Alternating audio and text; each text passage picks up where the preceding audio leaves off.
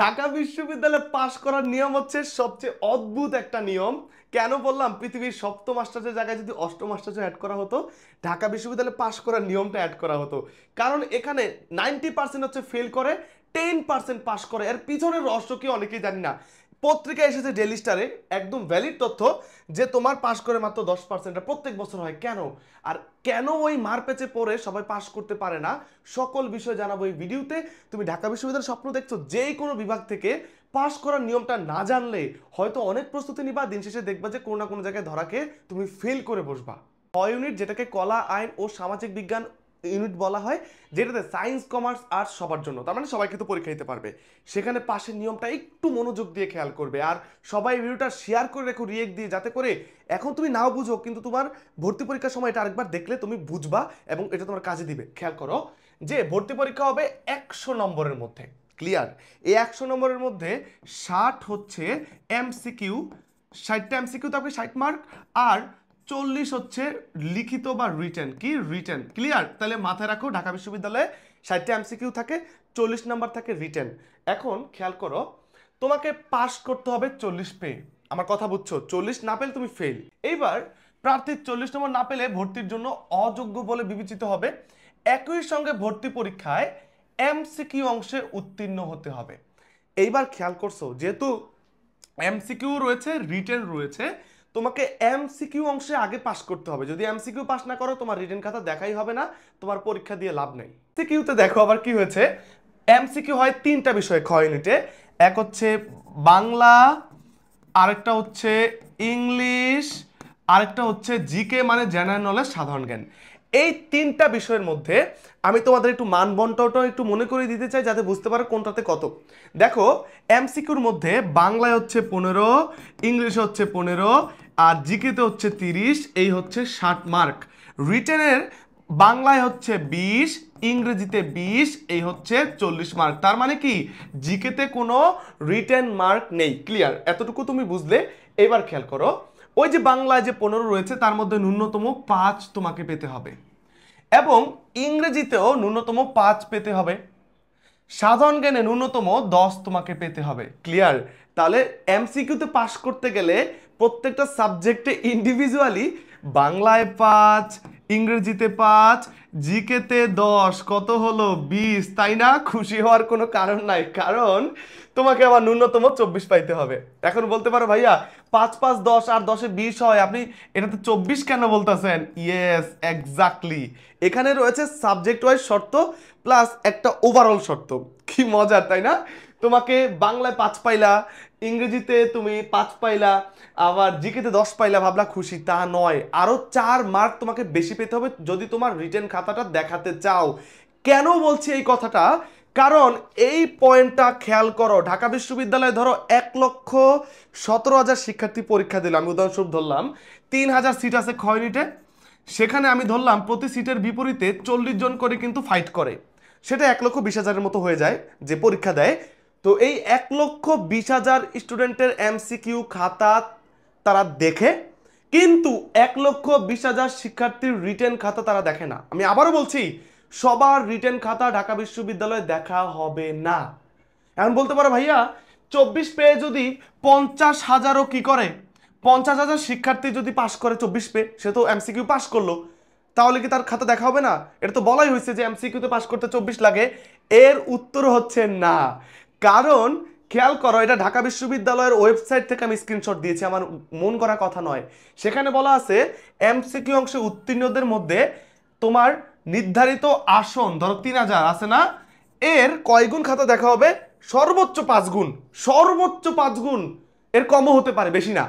তো 3,000 ইন্টু 5, 3 5 15, মাত্র 15,000 শিক্ষার্থী, সর্বোচ্চ গেলে 15,000 শিক্ষার্থীর রিটেন খাতা দেখা হয়।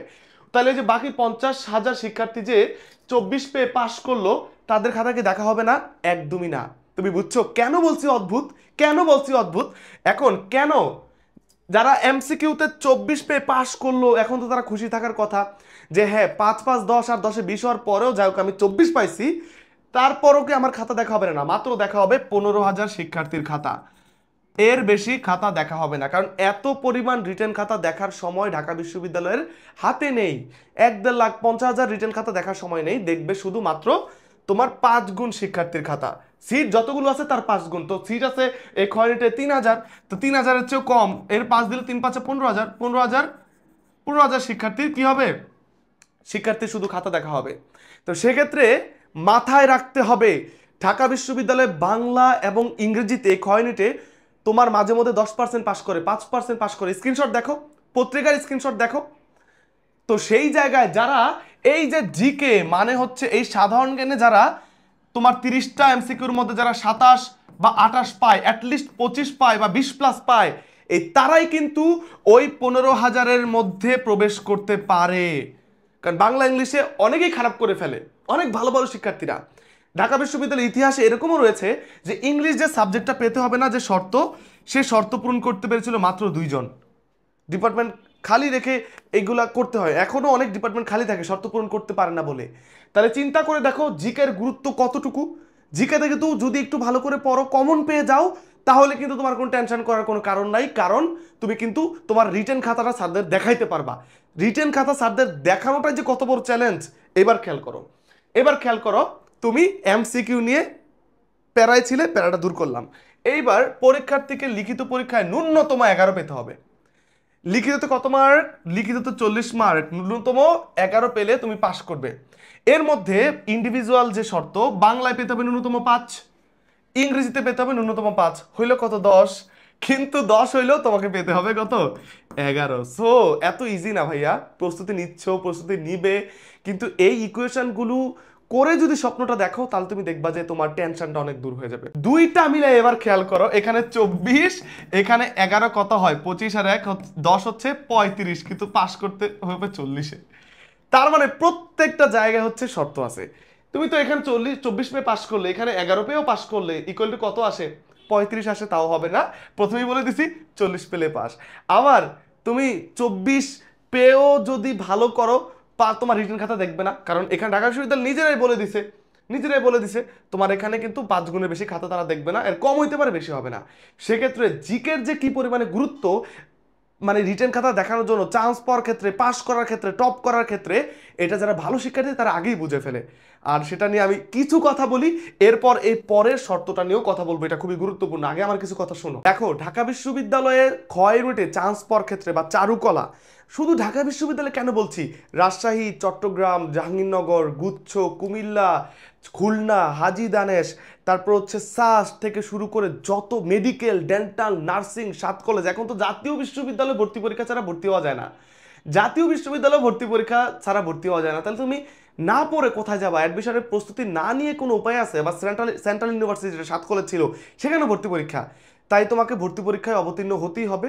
আর সেখানে তোমার যে বিষয়টাকে তুমি কখনোই ইগনোর করতে পারবা না, সেটা সাধারণ জ্ঞান।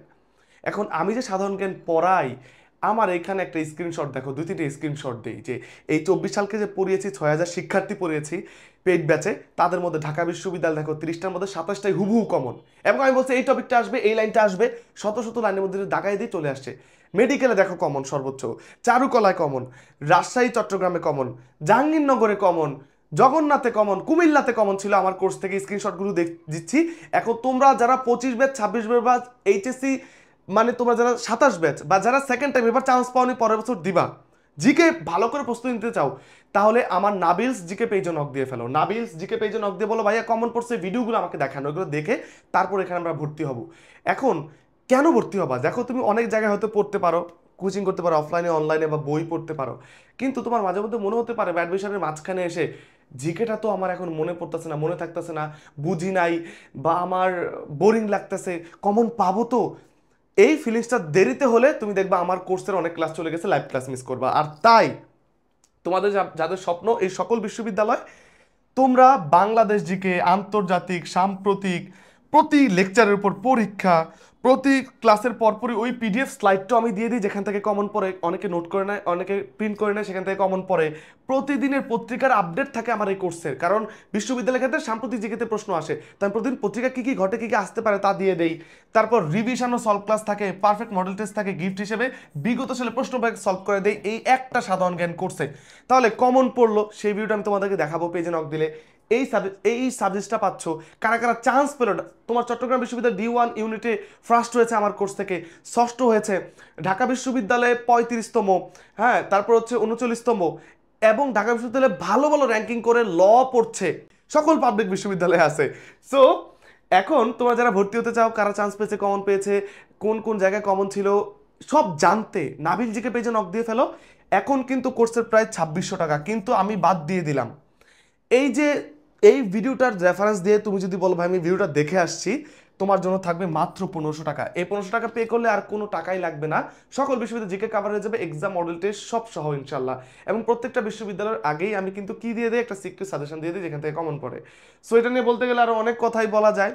তো আরেকটা বিষয় হচ্ছে, এই ভিডিওটা যারা সর্বোচ্চ শেয়ার দিবে এবং মেনশন দিবে, নিজের আইডিতে শেয়ার দিবে, একটা রিয়েক্ট দিয়ে সেই স্ক্রিনশটগুলো আমাকে নাবিলস জিকে পেজের মধ্যে দিবে ইনবক্সে, ভাই আমি শেয়ার দিচ্ছি দেখেন, তাহলে তোমাদেরকে আমার যে বইটা দেখালাম ওই সাধারণ জ্ঞানের 5টা বই 5জনকে ফ্রি দিব।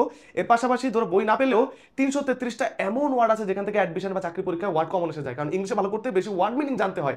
তো সেক্ষেত্রে তুমি যদি ওয়ার্ড মিনিং এর পিডিএফটা পেতে চাও সিক্রেট, এবং এমন কিছু সাধারণ জ্ঞানের ফ্রি ভিডিও আছে টেকনিকে, যেগুলো সেকেন্ডে সেকেন্ডে মুখস্থ করা যায়, সেগুলো দেখতে শেয়ার দিয়ে স্ক্রিনশটটা নাবিল জিকে পেজে দাও। স্ক্রিনশট না দিলে কিন্তু এই গিফটগুলো পাবা না। সো এটা করে দাও। আর যারা কোর্সে ভর্তি হতে চাও বা কোর্সের সম্পর্কে আরো জানতে চাও, হোয়াটসঅ্যাপ কোনো জায়গায় নক দিবা না, নক দিবা হচ্ছে আমার এই নাবিলস জিকে ফেসবুক পেজের ইনবক্সে নক দিবা, ভাইয়া আমি কোর্সে ভর্তি হতে চাই, আমাকে ভর্তি করিয়ে নেন, জিকে নিয়ে প্যারায় আছি। তুমি যখনই দেখো তোমার এটা কাজে লাগবে, কারণ এই ভিডিওটা হয়তো 1 বছর 2 বছর পরেও কেউ দেখতে পারো, কিন্তু তখনও কিন্তু আমার জিকে কোর্স চলমান আছে, আমাকে নক দিলেই নাবিল জিকে পেজে তুমি কিন্তু ইনশাল্লাহ ভর্তি হয়ে যেতে পারবা।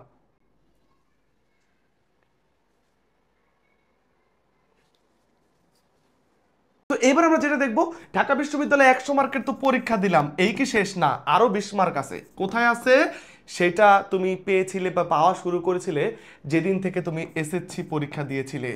আমি একটা কথা কিন্তু সবাইকে বলি, ঢাকা বিশ্ববিদ্যালয়ে ভর্তি পরীক্ষা তুমি দেওয়া শুরু করছো এসএসসি লেভেল থেকে, আবার এইচএসসি লেভেল থেকে, এই দুই জায়গা থেকেই তুমি ঢাকা বিশ্ববিদ্যালয়ের জন্য নাম্বার কুড়াচ্ছ, যোগাচ্ছ।